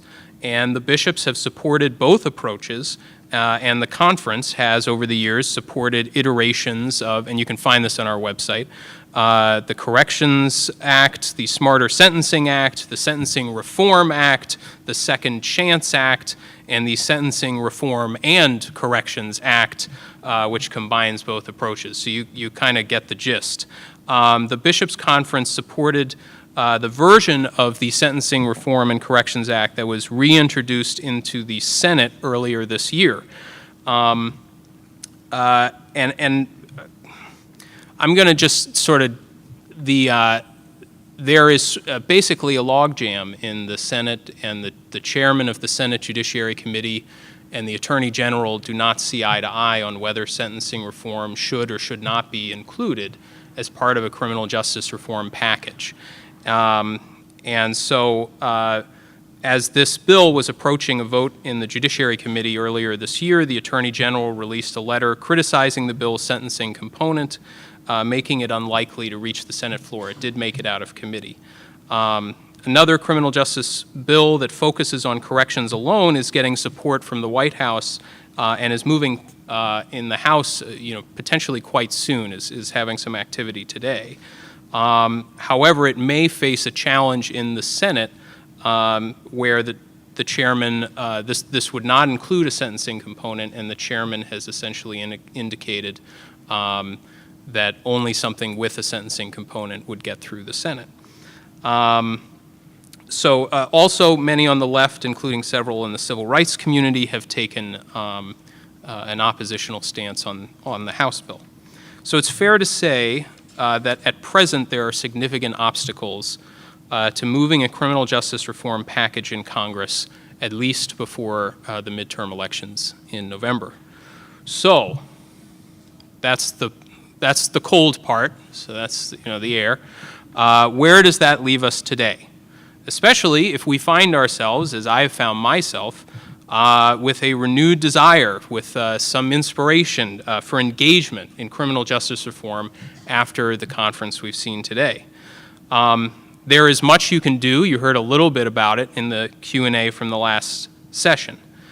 First of all, although there are some political roadblocks to criminal justice reform at the present moment in the United States Congress, there are still many in Congress, on the right and on the left, who believe that some version of the bipartisan approach that has prevailed in recent years is the best policy, even if they don't think that it's politically possible. Talk to the offices of your local representatives and tell them that this is a priority for you, and that you hope this issue will stay alive even if it can't pass in the near term. Next year there will be a new Congress, and that could generate new possibilities. Take the time now to get educated about the technical aspects of these bills. They can be complicated. Sign up for Catholic Mobilizing Network's newsletters, sign up for the USCCB's Notes for Neighbors, the Justice, Peace, and Human Development newsletter. Explore other groups that can help you get good information so that when the time is right, you can speak and be well informed. Second, although there may be a stalemate of sorts at the federal level, there is a lot of activity at the states. The overwhelming majority of people who are incarcerated are in state prisons and jails. If we want to have an impact on mass incarceration, reform must include the states. In fact, it really is going to have to, the bulk of it will have to be with the states. So reach out to your state Catholic conference. I'm going to assume most of you know what that is, but if you don't, the Bishops' Conference speaks to the federal government. You will have a state Catholic conference who speaks to your state legislature and your governor. Speak to the state Catholic conference and ask whether there are prospects for criminal justice reform and how can you be helpful. At the state level, sentencing and corrections approaches to reform are possibilities in many places, as are reforms to the bail system, which functions very differently from federal courts and can have a significant impact on the poor. Third, as you know, this merits a little further explanation. It's obvious in the room. As you know, the death penalty is a reality in many states, and thus your local advocacy has the biggest impact in individual cases and in pushes for legal change. The Catholic Mobilizing Network and your state Catholic conference, again, are great resources for keeping track of local death penalty cases and movements for death penalty abolition in your state. Finally, I think it's worth zooming out to take stock of where we are and where we want to go with the criminal justice system. As we have heard today, the numbers for mass incarceration are staggering. All of the approaches that I've outlined here that have been proposed in Congress, all the approaches we are seeing proposed by lawmakers are only modest steps in the right direction. Modest steps in the right direction are steps worth taking. But the problem, we have to confront the reality that the problem before us is a marathon and not a sprint. This is one reason why the cultural impact of restorative justice is so important. Get involved with your local parishes, your schools, your communities, and explore ways to deal with conflict. Get involved with groups that visit people in prison, work with people coming out of prison, and help victims of crime. Catholic charities, groups supported by the Catholic Campaign for Human Development and the Society of St. Vincent de Paul are all active in these areas, as are many others who are represented very, very well in this room. It will take a cultural change across the entire system to have a meaningful impact. And that will only happen with the support of local communities. Here's one that's been mentioned a little bit, but bears repeating. Get to know your local police chief, your local prosecutors, and your local judges. A lot of local prosecutors and judges, as you know, are elected. Send them the book, if you can. Make sure they are aware of some of the benefits that a restorative justice approach can have in your local community if they implement it. I'd like to close by echoing Bishop Duane's request at the beginning of the day that we be in constant prayer about these matters. These problems are too big for any one of us to solve, but anything is possible with God. Let's ask the Holy Spirit for guidance in discerning our own best course of action, and let's ask the Spirit to take the lead in our pursuits. And, one hard-earned truth of spiritual direction is that the voice of the Holy Spirit is not pessimistic. And so when we're hearing that voice, we can disregard it and ask the Spirit, where are we actually being led? Thank you. Thank you for all of the work you are doing for restorative justice in your communities and nationally. Thank you for your ministry to those who are involved in the criminal justice system, who are experiencing great suffering and need. It's been really a pleasure and an honor to be with you today, and for several of you to be with you yesterday. Just a great privilege. So thank you so much. I now have a few minutes for questions if you have any. Thank you.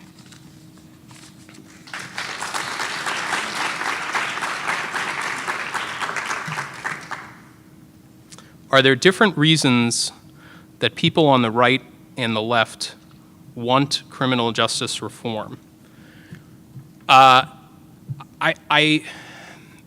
Generally speaking, I think the answer is probably yes in some circumstances, but I think it's more complicated than that. If you talk with, it's going to depend office by office or member by member of Congress. Everybody is going to have a different approach, a different view, and there could be trends that are embraced more by one side or another, but it is really worth talking to people, and a lot of these bills are co-sponsored by both sides. One of them might have more sponsorships on one side or another, but few of them are one party alone. Because the word has gotten out, there is an academic consensus, there is really a community that exists that is this bipartisan consensus. It is getting a little bit fractured right now, and I think one of the open questions is whether that can be brought back together again, if not before November, afterwards. And so that's, I think, why the community action and the building up of a culture that people in this room are working towards and people online is so important, because that will inform the long term. Again, if we got all our wishes, if all these bills passed, you're still talking about fairly modest to moderate impact on the federal system, and still a huge number of people in state prisons who are there largely for convictions not just of drug crimes, but violent crimes as well. And so that's why a cultural change, a paradigm change, and an embrace of a restorative justice that where safety in the community, which so many of these actors are primarily concerned with, can be seen to be integral in that approach. So that's a long way of hopefully answering that question. I don't know if there are any others, and if not, yes? It's not a question. You mentioned getting active locally, and I'm going to make a pitch for a candidates forum specifically on reentry issues that's being held on May 5th. If anybody wants more details, come see me. All the DC candidates. That's in the district. Well, thank you very much. I think if no other questions, thank you so much.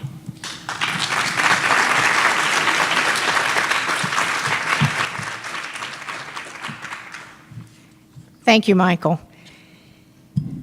Before we end in prayer, I wanted just to give just a little bit of a wrap-up, because we have gotten, as I've said numerous times, we've got such energy and knowledge and information in this room that there's a few things that we want to just make ourselves accessible on the next steps as far as with Catholic Mobilizing Network, with the death penalty issue, but also with restorative justice.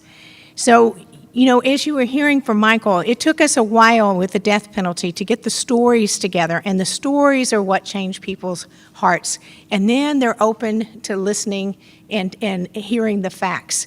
That's what changes, and you saw this even in the panels. So you as ministers are collectors of the stories, and stories are important.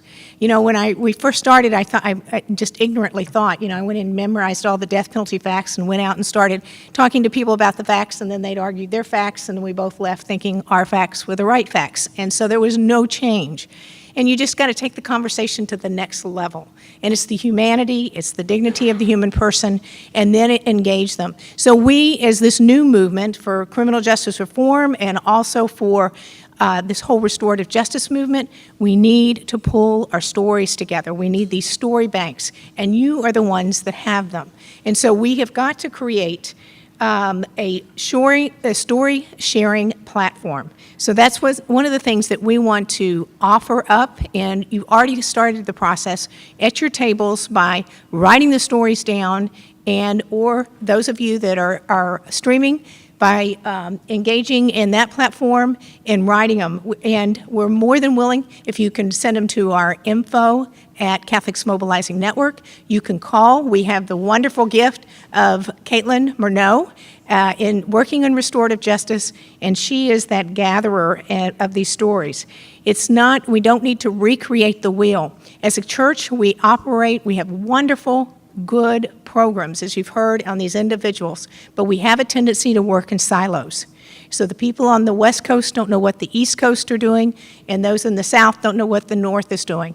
And we have got to form a bank that we can lift these up, and we're not recreating the wheel. Also, that we've got the resources in the room. We've got people to go to be able to talk to each other, tell them what the mistakes that have been made, so we don't have to do the same pitfalls and moving forward, or the plan is already done. So we are calling it the hashtag Redeem Restore campaign. So if you do have a restorative justice event or an action, we are willing to tweet it and get that information out, or put it up on our website. And the tweet, as you've heard, it's the same that's on the screen there, the hashtag Redeem Restore. And then we also want to build networks as far as, moving these things together. So when you give us those stories, we're going to start as far as connecting. We go out when we do our talks, and we're educating people on what just restorative justice is, from a philosophy down to the practices. These practical examples, it brings it all to life, as you heard today. So as we move forward, our goal is to educate and for formation. So we do have this text out now, and then Caitlin has worked on and is available to help you connect with the modules that are for parishes, to start at that first primal level of formation of self, building community within parishes, which is so desperately needed, and being a resource of how we gather people together so that they can even discern what we are being called to in this wide range of people that are affected by restorative justice. We hope in the near future we're going to have a parish guide that will come out that will accompany this text.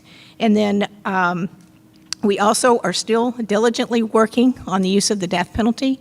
We had hoped that this thing would have been over in the next couple of years, but sadly we even have an execution tonight. Eric Davilo will be executed at 6 o'clock in Texas. So prayer is a strong component, but also action. And one of the actions that has the Catholic Mobilizing, we have a pledge card that we would love for you to sign if you're not aware of this. It was a campaign that was initiated last spring when the Arkansas executions took place. And we found that we didn't have that many Catholics to just rally and to bring their voice forward. And so we launched this pledge in collaboration with the Campaign for Communication Campaign at the USCCB, and have been collecting signatures, and we've got about 20,000 people. And the beauty of it is that these are people that are engaged and they're acting. And so as the executions are coming forward, we make it very simple. It's called the Mercy in Action Project on the web. So just click on it, sign it. You'll once a month get an email, and it will have a listing of the people that are going to be executed that month. Your clicks save lives.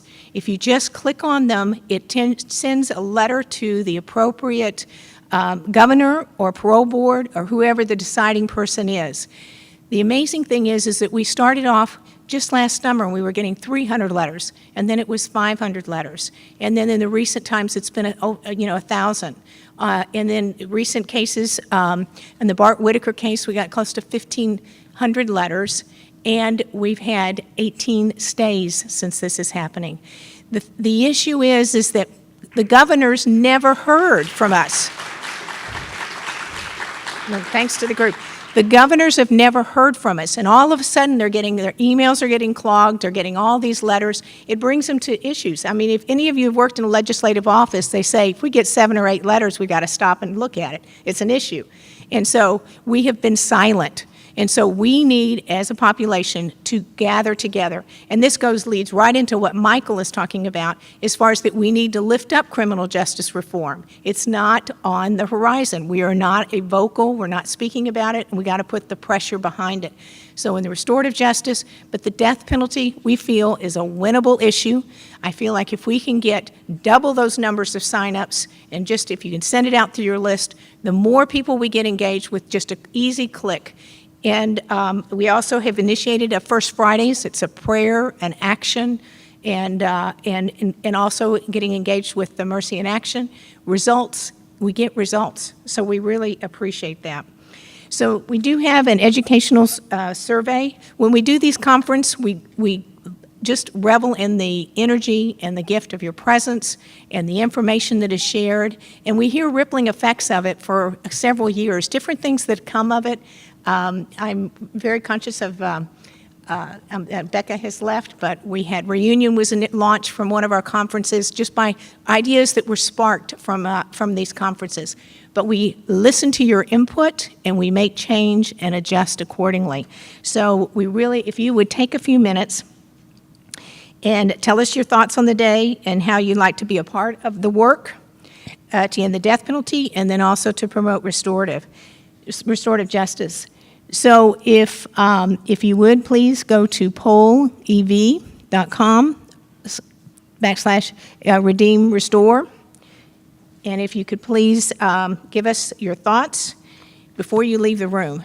If there's anyone that's having trouble accessing this, we would love for you, we have some paper copies in the back. If your phone isn't working or you're having some issues and you prefer to do it on paper. So we appreciate that. And at this time, I'll give you just a minute and give Bishop Dwayne a few minutes to come up here. And know that I want to thank all of the CMN staff back there for tirelessly working, our videographer that has been present and streamed this and kept everybody, all of the other people that are not present in the room along with us. And we also would ask you to please take another lunch or pass this on to someone that you know that would benefit from a meal, that we're welcome. Please take them. We would appreciate that help on that. We wish those online had been able to join us and partake at lunch with us. So thank you for your responses.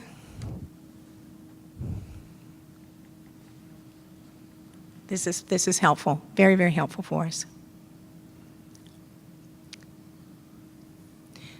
Once again, I want to thank all of our panelists and our speakers, and also at this time thank Bishop Dwayne for being present with us for 2 days. This was a very big gift for us and for his engagement. And we're counting on you to carry this mission, these issues and our concerns and stories forward to the other bishops nationally. Thank you again.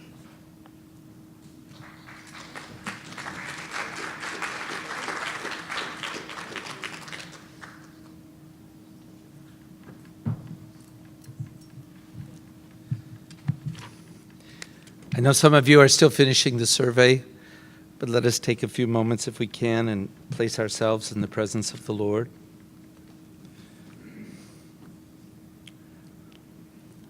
God Almighty, we praise you for the gift of unity of purpose represented here today. You place others perfectly in our lives who inspire us to work together for restorative justice with the gifts we have received. We thank you, Lord, for your presence in our minds and hearts this day. As we depart from this conference, we ask you to bless us and give your Holy Spirit to guide all safely home. Lord, we beseech you, do not let the learning and the conversation of this gathering fade. Instead, may the ideas continue to grow, to fester, and to mature within us. Fan into flame the gifts given us at this conference so that we may bear fruit in our work and ministries in restorative justice until we find ourselves together again. Amen. Thank you.